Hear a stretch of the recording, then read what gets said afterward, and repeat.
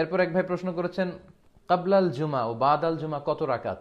প্রতি সপ্তাহেই আমাদেরকে সালাত আদায় করতে হয়, জুমার সালাত। শ্রেষ্ঠ একটি দিন, এদিনেই কিয়ামত হবে। এদিনে আদম আলাহিসাল্লামকে আল্লাহ তাআলা সৃষ্টি করেছেন। আদম আলাহিসাল্লামকে পৃথিবীতে এই জুমার দিনেই পাঠানো হয়েছে। জুমার দিনে দোয়া কবুল করা হয়েছে ওনার।